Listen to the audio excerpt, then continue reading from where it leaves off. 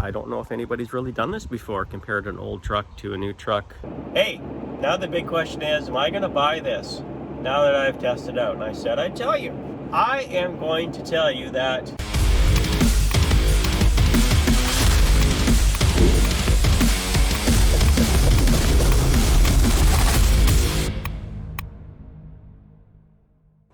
hello people out there, and welcome to Slip in Time. Today we're going to talk about, and for those that you remember, that truck right there from previous videos, and those that just tuned in for the first time, that has a blown, I suspect head gasket. Anyway, the engine needs a rebuild, and it's a nice Dakota. It only had hardly any miles on it. For some reason it blew, and I was going to rebuild it, and I still might, but I had somebody actually offer me some money for it.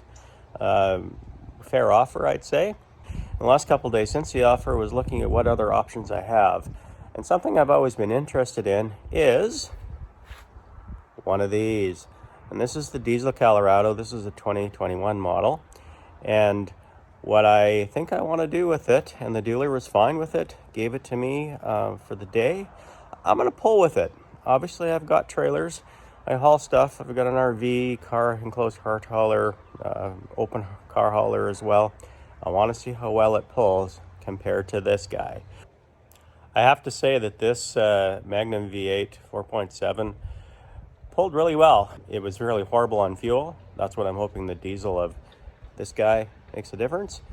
But I want to see how well, considering this is a 20-year-old technology compared to this, and I know this is a diesel, but I want to see just if it's worth the money. Of course, it is a new truck. It's got some bells and whistles. It might be safer in that, but I want to see how good it is in pulling. So to make this fair, basically this is what I'm going to do. I'm going to hook it up to that enclosed trailer that's above it. I'm going to have a car in it, and I'll show you the car to prove that it'll be around 6,000 pounds in total weight. That's an aluminum framed car hauler, so it's not super heavy, but combined total will probably be about 6,000 pounds. And I want to see, and I'm going to take it on some hills, some good inclines going up, and see how it does compared, because I have taken the Dakota, and I don't know if anybody's really done this before, compared an old truck to a new truck, mid-size. Dakotas were pretty good, as we know, so it's going to take a bit to convince me to invest. I'm going to take you through that, do an honest opinion, and take you for a little cruise with it as well. And what I'm going to do at the end of this video, I'm going to tell you if I'm actually going to buy this. So really, that's a determination right now of if it's worth what I see.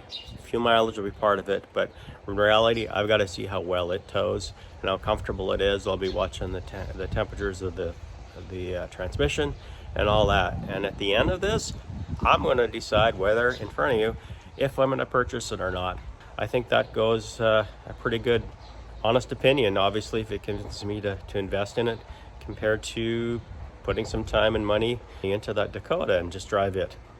So let's get going. Okay, this is the trailer. You've seen it in previous videos as well. And just to show you, this is the car we're gonna tow, which I think is around I think they're 3,400 pounds. I don't know, 3,300 pounds or something like that. And I think the trailer is around 2,600, I think. The truck is rated to pull around, I think, 7,600 pounds. And we're gonna have around 6,000 pounds. So it's not the full 7,600 pounds. So it better pull it okay. First thing I got to do, obviously, is tie that car down so it doesn't move.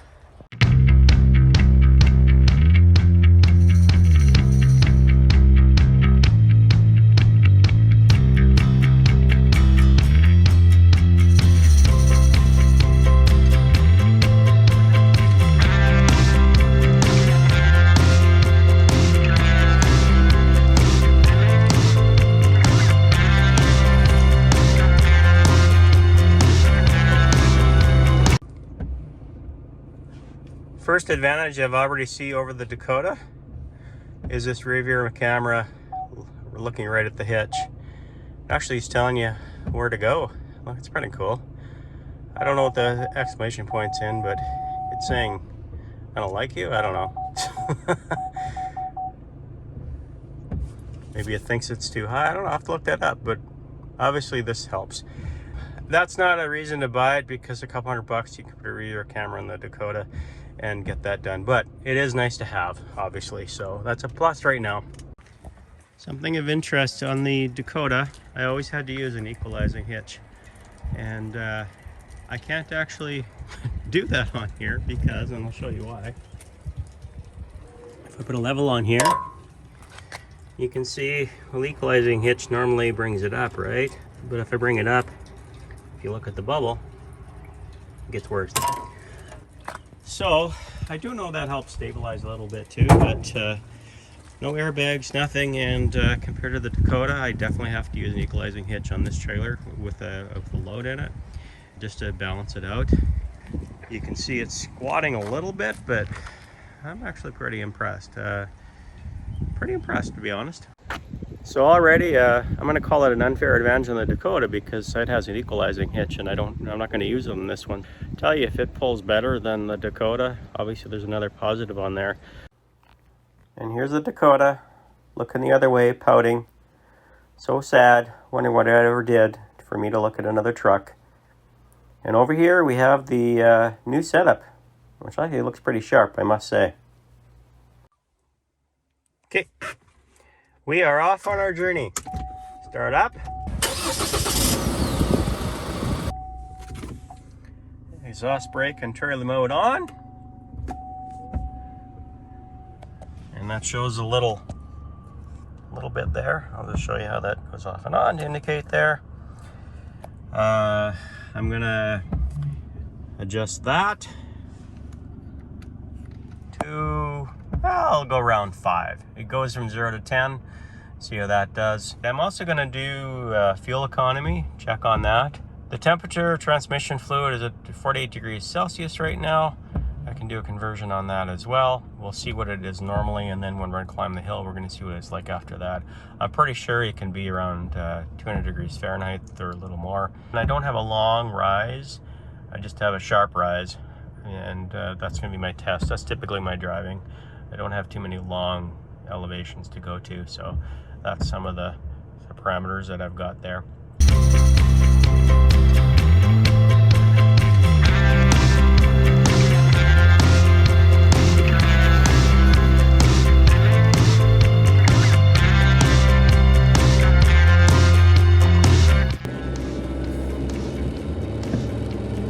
Okay, first startup. Bars pulling just right now, going really slow, starting out. Seems okay. Oh, it actually seems a little more pulley, we'll call it. Is pulley a word? I don't know. But I'm going to call it pulley to start with. This is livable, but I feel a little bit. Let's see how we get on the highway here, what it's like. Okay, right now let's see how we can get up to speed.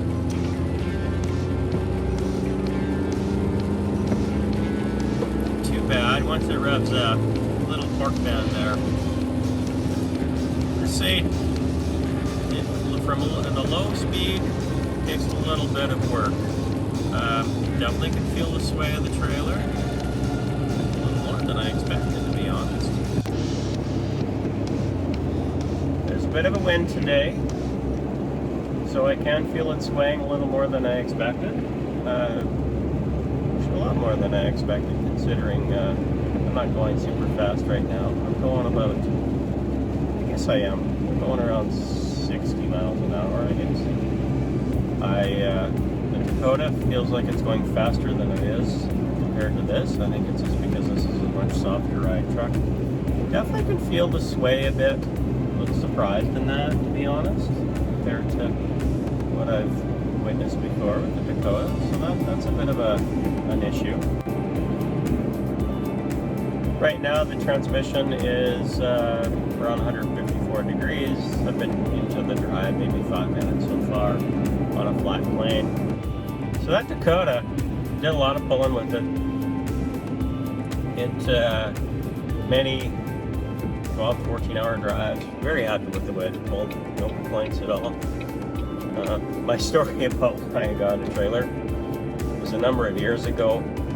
I always wanted to, you know, whatever my local drag strip track isn't that local. It's around 2.5 hour drive away from me.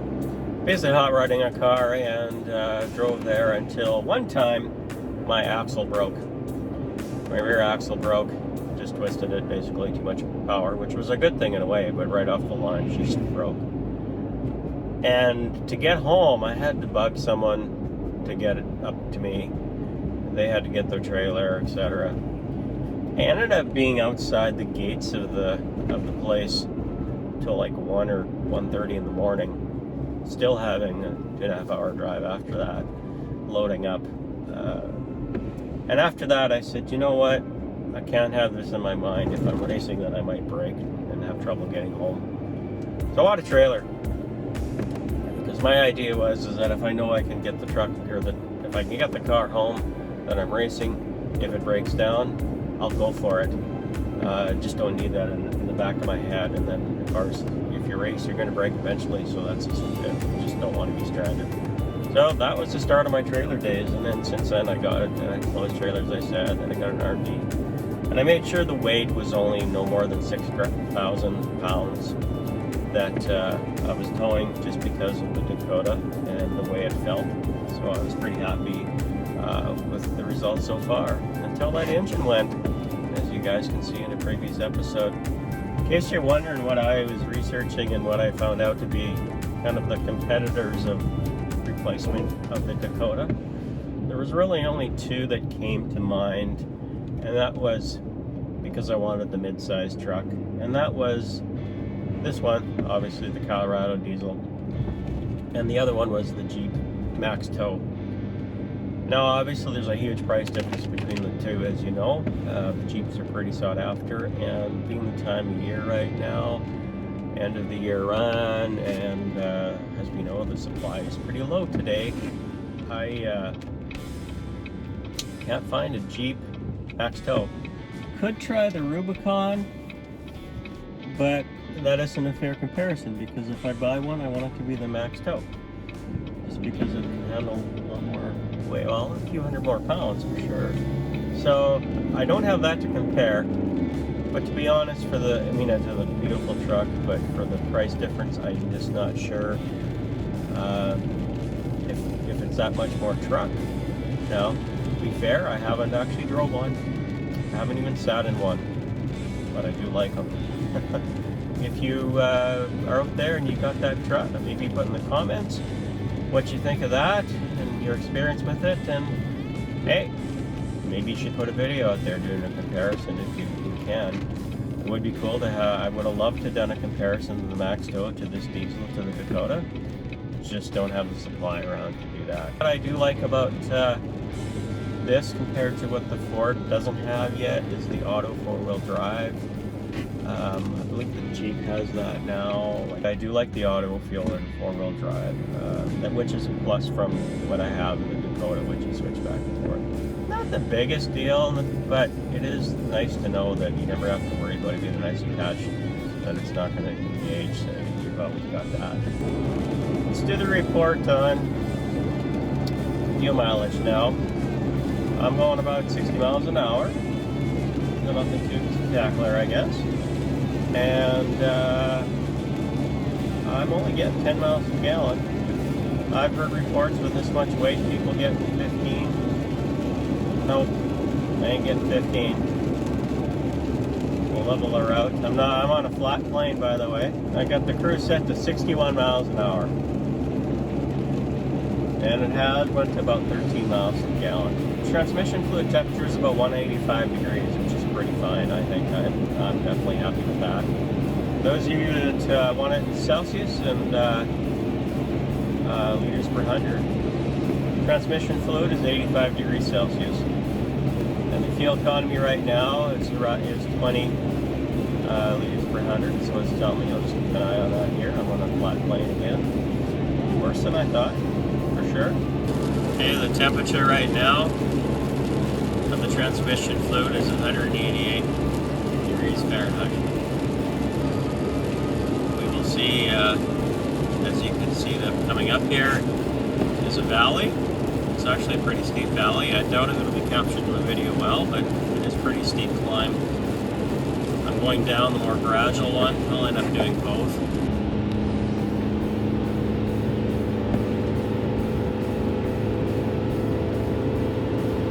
Okay, you can hear it struggling. So I've got it to a floor right now, and I'm not moving past around 55 miles an hour. Not climbing, not moving, not going any faster than 55. And I can tell you that Dakota wouldn't have any trouble pulling this. So far, not impressed. Not impressed. She climbed just as I'm getting the top down, going around 58 miles an hour. And here we go to 60. I can tell you I would have been probably to 70 miles an hour easily. Not easily, but definitely the way it would have worked. Now I'm not doing any manually shifting, I'm just in trailer mode, but that's what I do with the Dakota as well.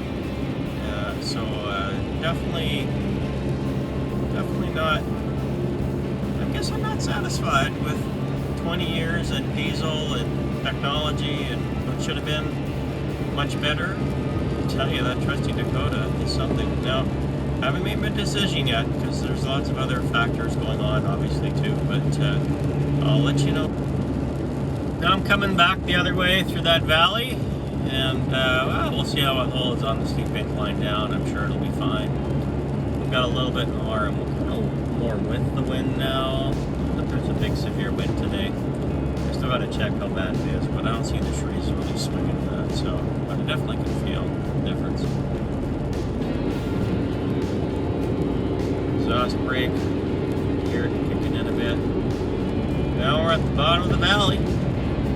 I'm going to keep the cruise on at 62 miles an hour, which is 100 kilometers an hour for those metric system. And we're going to see how well it can hold. Going up an incline, it's not severe like the one I just went down, so it'll be a good test. So far it's holding, but we just haven't got into the meat of it yet. See if it switches gears at all. Just switched, you can probably hear that. Trying to hold, trying to hold, trying to hold. Not doing too bad. We're around, well, let's say we're 58 miles an hour. So we dropped about 4 miles an hour. You can't recover. Now it's starting to as I'm cresting a little bit. Maybe we're doing 59 miles an hour. 60 miles an hour. 60 miles an hour. 61 miles an hour. Trying to get to 62. And we're at 62. It was around 188, 190 degrees Fahrenheit again on the transmission temperature there. So I averaged basically 11.3 miles per gallon on this. So let's do the review now and tell you what I think, and then we'll see what my answer is going to be. So first, maybe I'll talk about some of the positives. So obviously, you know, again, it's almost 20 years newer than the Dakota. So I have some expectations on that too. But there are, as far as the creature comforts, it's a more comfortable truck. It's quieter. It's got some, you know, it's got CarPlay and integrated bird control and all that stuff. The backup camera I'd mentioned, which I can easily put that in if I need to in the Dakota. Not a big deal. Definitely got some options that the Dakota doesn't. And it's newer. You know, there's nothing to do on it for a while. And obviously it'll have warranty on that. As far as the main purpose of the truck, why I get this truck is I wanted the pulling. It can pull fine. As much as I might have discouraged people, it honestly is pulling okay. If I didn't have the Dakota to compare to, I think it's a great truck. I do like to know exactly how the Max Go stands up to this in the Jeep line, Gladiator. But that'll have to be for another day. Now right now I'm going around 62 miles an hour again, and of course I'm going with the wind, so I don't have that sway that I talked about before.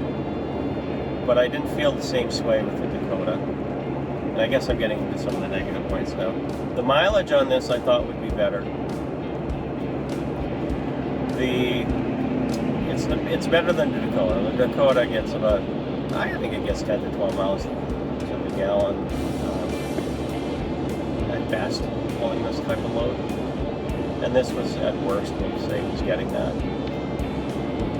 The Dakota, when you want that power, it's right there, and I thought with the torque this would be able to recover on an incline, but it definitely has trouble getting up to the speed on an incline. I was very surprised on that. As far as the sway, mentioned that, quite a bit different, substantially different actually than what I felt on how it swayed. Is this worth tens of thousands of dollars more? That's questionable, isn't it? If you're a Dodge fan, obviously you wouldn't want this. If you're a Chevy fan, you would. Whatever's good. Whatever's good. That's what I want. Whatever makes fits the bill. I'm good with that. I guess, you know what I'm going to give this comparison, and this is all it is a comparison of an opinion. I'm going to give it around a 7 all around in comparison. Now, if I compared to all new whatever's out there for mid-size trucks, I'm sure it would be higher. Remember, I selected the best towing trucks for mid-size trucks already, which, whether it really is the Ranger, the Dakota, and the Jeep Gladiator. Some of you are going to talk about the Tacoma and stuff, but I don't consider that in the same league as what this is, and the Maximo and the Gladiator. The Ford might be okay, but there's just a few options on it that I wanted that it didn't get at this point. Yeah, that's where I'm at. That's my number. I'm going to say 7 out of 10. Hey, now the big question is, am I going to buy this now that I've tested out? And I said I'd tell you. I am going to tell you that I'm going to fix the Dakota. I can't justify. In fact, it was just more comfortable towing with the Dakota, which is amazing considering how old that truck is. And I was let down by this. Honestly, I was let down. I expected more. It should have been more. For a couple of years, I wanted to try this, and now that I have, I guess maybe don't meet your heroes. I don't know. So I'm going to take this back to the dealer and thank him for letting me try it out. And I better get to work on the Dakota. I'm looking forward to any comments you can share about this. But this is an open and honest opinion. No one's encouraged me to go one way or the other. This is totally my opinion in comparison. For those of you that have an older Dakota or thinking of getting a mid-sized truck to pull, I actually really recommend a V8 Dakota if you can find one in good shape and good condition, and in my case, not a blown motor. Thanks for watching. Please share, like, and subscribe. And until then, enjoy every day and always make it right.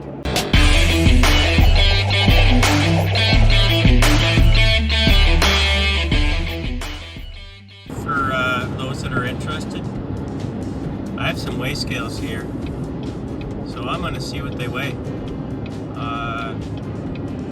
on the axles here. I'll do a little check on that. Now, I obviously don't have the Dakota to check on how that load leveling was, but I'm curious what things weigh on this, so then you can actually see what the factor is. So here we go. That says 1160 kilograms. Might be able to get the whole truck on here. Let me see. Alright, the whole truck is on here now. Basically 2560 kilograms on the whole truck, both axles. Front axle's off. Now we're at 1330, 1350 kilograms. And we get to 0, and then now we're going to go on to the trailer. And the trailer has 2350 kilograms.